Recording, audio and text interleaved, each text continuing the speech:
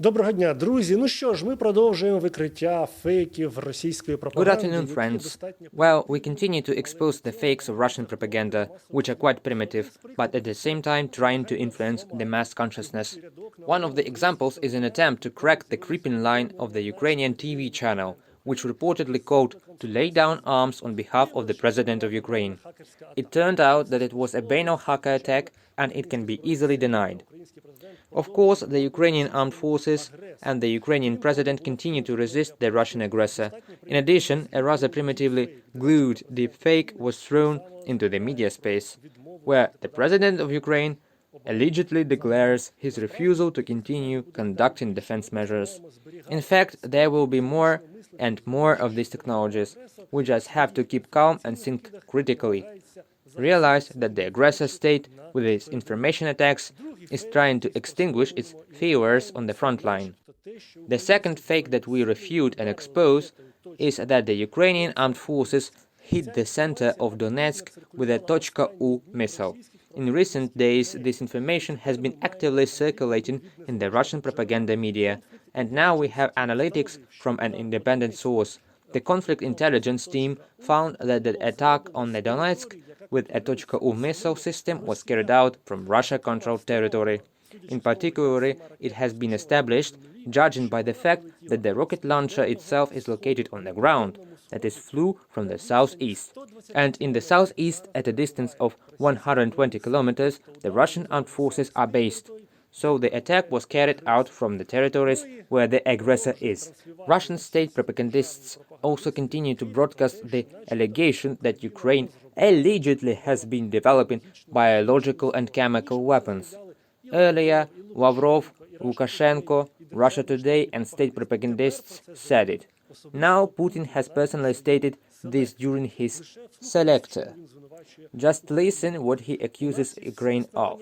We have every reason to believe that in the immediate vicinity of Russia, on the territory of Ukraine, in fact, components of biological weapons have been created, and with the financial support of the Pentagon, military biological programs were carried out, including experiments with samples of COVID-19, anthrax and cholera, and so on and so forth. This is classic intimidation using loud terms. In fact, even Russian biologists and chemists have refuted this fake. They said that no chemical weapons had been developed in Ukraine. But why is this information being thrown into the media space? It can be a very difficult explanation, so that it could be used later as an argument. Or for Russia to wage an aggressive war against Ukraine, and this is one of their arguments to do so. Or it may even be a chemical strike, a strike by Russia with chemical weapons on Ukraine, and our American partners have already warned us about that. At the same time, it is interesting that foreigners who unfortunately work for the Russian state have already joined the announcement of this fake. In particular, we are talking about a former congresswoman who repeated this very fake.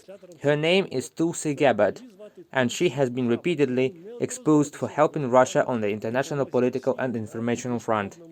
In particular, she also demanded that Ukraine should respond to these allegations of establishing chemical laboratories. What did she say before that? For example, she stated that Viktor Medvedchuk was being persecuted in Ukraine. She also visited dictator Assad in Syria. She has repeatedly been a repeater of fakes and throw-ins that are beneficial to Russia. What else is interesting? It turns out that this former congresswoman is working closely with a lobbyist associated with Russia.